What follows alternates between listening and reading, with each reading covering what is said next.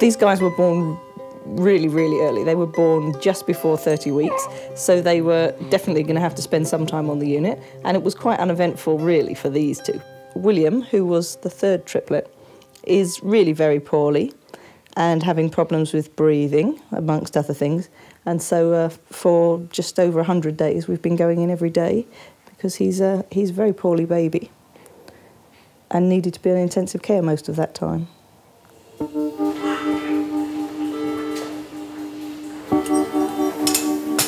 Little man. Oh, he goes awfully pale. He's been doing this all morning, just looking this colour. Come on. Come on, William.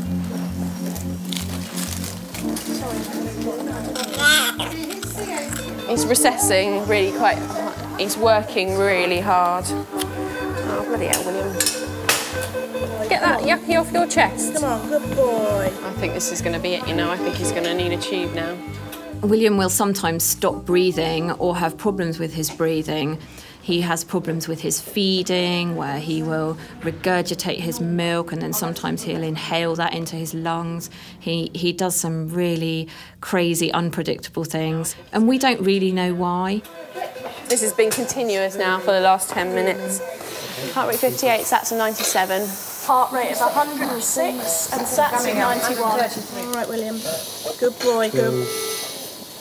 Oh, look at the secretions coming up. They're coming up. Gosh, it's really thick. Very, very thick. Very thick indeed. Heart rate's 150, SATs 76. His head up a little bit. OK, William, I know you're trying to help, darling. It is scary. You think, you know, what's happening here with this baby, but you have to remain calm because otherwise you just wouldn't get through it if you didn't think about it methodically and kind of get your nurse's head on and push your feelings aside and just get on with the job at hand and then take a deep breath afterwards and get through it, basically. How's that? That sounds. Is that all right? Fine. Yeah. Okay. We happy there? Yeah, I think someone's going to need to warn Yeah. Emma and Dorrit. Emma and Dorrit.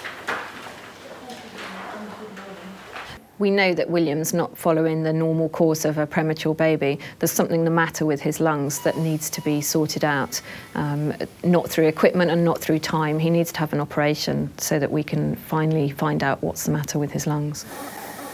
Hello, my darling. It's okay, Robin's here. Oh, here he is. Fussy's here. It's good to see you. Look here. Who could do with some love? Yeah. Hey, look who's here. Look now. Who's that? Look. Here's William. William's going over the road for a bit. Yeah, I need an operation. Oh, not you, not you. You're all right. Not you. Come on, little Wills. Look what you've got to look forward to when you get home. Cuddles with Robin.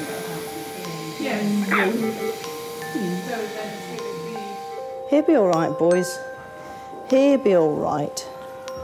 Won't he? He'll be okay. He'll be all right. Oh, darling, are you worried? Are you worried for him? He's ever so comfortable. All right, darling? He looks just like he looked, didn't he, 3 months ago or whatever. How did you decide he would carry the baby?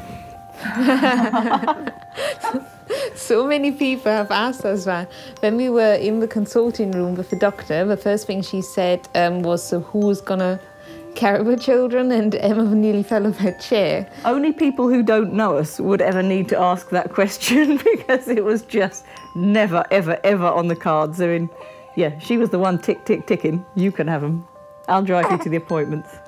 So we signed up and we went to the fertility clinic and they were lovely and said, yeah, let's give it a go, no reason why not. And then 2.5 years later of having to give her various drugs and injections, these guys popped up.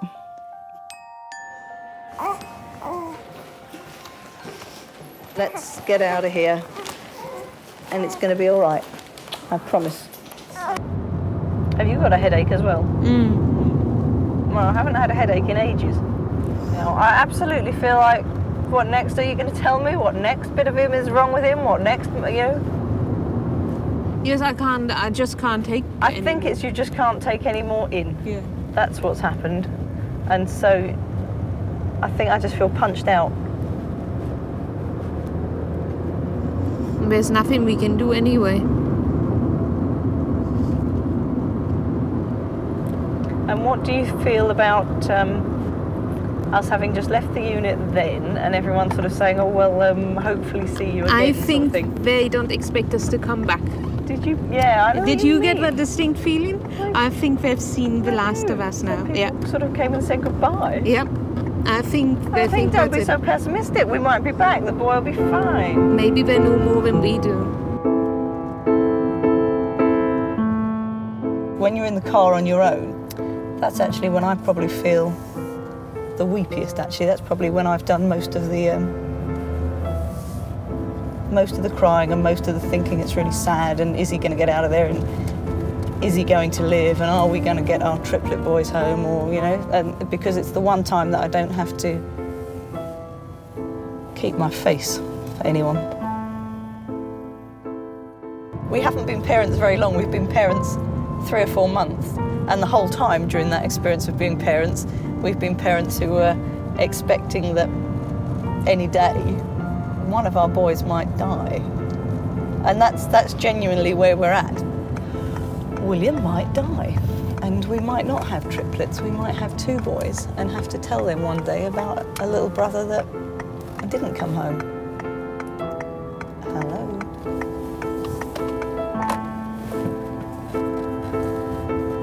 And I don't know how you do that.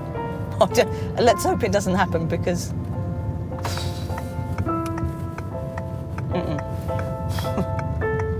okay, here we are. Face goes normal. Hello, cheery hello to the nurses. And how's my William?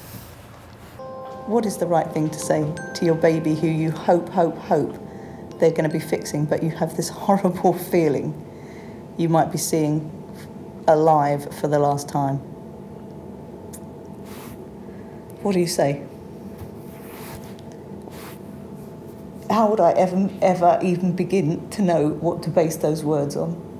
What do you say to him when you think really all you're saying is bye?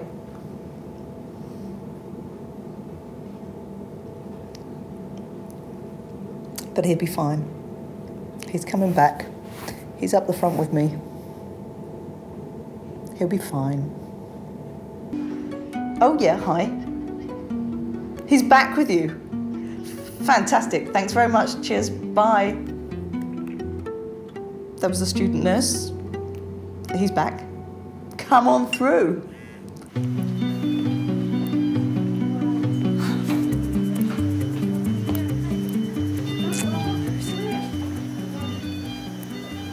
Hello, my little man. Hello, gorgeous boy. You gorgeous little man. No, you just chilling. So silly, Mummy. What did you ever worry about? You lovely boy. That just couldn't have gone any better, could it, hey? Right, now I really am going to go and tell your other mum, because she's going to be excited, so excited too. So excited. There's lungs. There's lungs in there, boy.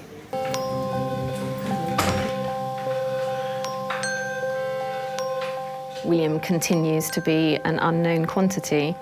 We're not entirely sure as to why he does the things that he does, but it's meant that he's been with us for ages now, and that he's a big boy and he's still needing the resources that we've got to offer.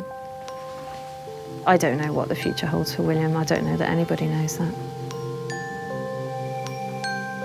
As much as it's hard to think back to when we first got him and they were just, you know, useless little scraps that needed everything being done for him, they're all moving forward, and he definitely is too. He's moving slowly, and he's obviously got things to contend with that the others didn't, but he is getting there. I still truly believe he's coming home. Something about him that says, go on, let me at it, get me out of here. Get me out of here, let me at life. I just got a feeling.